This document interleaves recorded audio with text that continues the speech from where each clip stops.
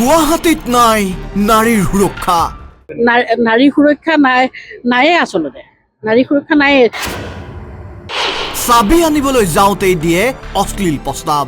খুলিবৰ কাৰণে চাবিটো তেওঁৰ পৰা আনিব লাগে, গতিকে চাবিটো আনিবলৈ যাওঁতেই তাইক প্ৰস্তাৱটো দিয়ে, নহ'লে চাবিটো তেওঁ ৰাখি থৈ দিয়ে। কোনে কাক কেতিয়া কিয় অশ্লীল প্ৰস্তাৱ দিছে, কাহিনীটো জনাৰ আগত মন কৰক এই বিশেষ বিল্ডিংটোলৈ। বেলতলাত থকা টকিঅ' টাৱাৰৰ স্বত্বাধিকাৰী এইজন ৰবীন চন্দ্ৰ বৰা। ৰবীন চন্দ্ৰ বৰাৰ বিৰুদ্ধে গুৰুতৰ অভিযোগ উত্থাপিত হৈছে। অশ্লীল প্ৰস্তাৱ গ্ৰহণ নকৰাৰ বাবে এগৰাকী মহিলাৰ পাৰ্লাৰ খালী কৰি দিলে ৰবীন চন্দ্ৰ বৰাই। 6 বছৰ ধৰি টকিঅ' টাৱাৰত পাৰ্লাৰ চলাই থকা এইগৰাকী মহিলাক অশ্লীল প্ৰস্তাৱ দিছিলে হেনো ৰবীন চন্দ্ৰ বৰাই। 85,000 টকা মাহেকত ভাড়া দি পাৰ্লাৰ চলাই থকা মহিলাগৰাকী এতিয়া অসহায়। তাই 85,000 ৰেণ্ট দি আছে তেখেতৰ হোটেলত। আজি আপোনাৰ 6 বছৰ ধৰি পেলাই আছে তেওঁ টেনাণ্ট হিচাপে থকা। সেই টেনাণ্টক 85,000 ৰেণ্ট লৈ তেওঁ এনেকৈ অশ্লীল প্ৰস্তাৱো দিব, কেনেকুৱা কথা সেইটো? ডেন কেয়াৰত ৰবীন চন্দ্ৰ বৰা। আৰক্ষী আয়ুক্ত হেনো বৰাৰ হাতৰ মুঠিত। সেইদিনাখন মানে মোৰ এখন পাৰ্লাৰ আছিলে হোটেল টকিঅ' টাৱাৰ বেলতলা বজাৰত। ৰবীন চন্দ্ৰ বৰা তেখেত অনাৰ হয় তাৰে। মই তাতে 6 বছৰ ধৰি পাৰ্লাৰ চলাই আছিলোঁ।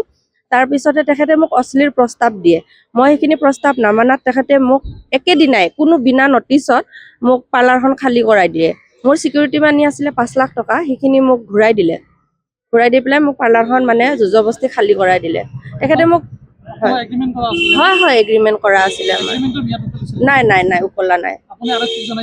মই আৰক্ষীক জনালোঁ, দিছপুৰ থানাত জনালোঁ, সিদিনাখনে ৰাতিয়ে জনালোঁ, কিন্তু আৰক্ষী থানাই মোক কোনো মানে সহযোগ কৰা নাই। আৰু মোক তেখেতে ধমকিও দিছে, তই পুলিচৰ ওচৰত গৈ কি কৰিবি, কমিশনাৰ মোৰ আছে, হাততে আছে, তই একো কৰিব নোৱাৰিবি, এনেকৈ মোক ধমকিও দিছে। মই ন্যায় বিচাৰোঁ। চলি থকা ব্যৱসায় এটা হঠাৎ বন্ধ কৰাৰ উদ্দেশ্য প্ৰকৃততে কি? সঁচাকৈ ৰবীন চন্দ্ৰ বৰাৰ মানসিকতা বেয়া নেকি?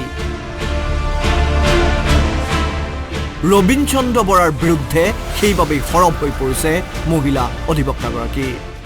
তাৰ প্ৰায়ৰ নটিচৰ কথা আছে তাতে আপোনাৰ 2 মাহৰ নটিচ দিব লাগে বুলি এগ্ৰিমেণ্টত লিখাও আছে। এটা ৰানিং বিজনেছ তেনেকৈ একেদিনাই বন্ধ কৰাব নোৱাৰেতো। তেওঁ ষ্টাফ চেলাৰী কেনেকৈ দিব?